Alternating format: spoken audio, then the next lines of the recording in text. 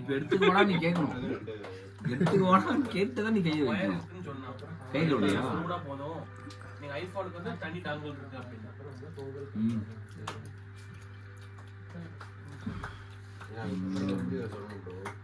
சாப்பாடு குறையெல்லாம் பண்ணாங்கப்பா. இங்க ஒருத்தருக்கு எவ்வளோ நம்மளும் சாப்பிட மச்சான்.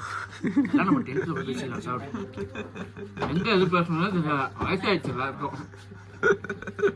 நேற்று கிளிப் பண்ணி சொன்ன மாதிரி சொன்ன உனக்கு நான் பண்ணேன்.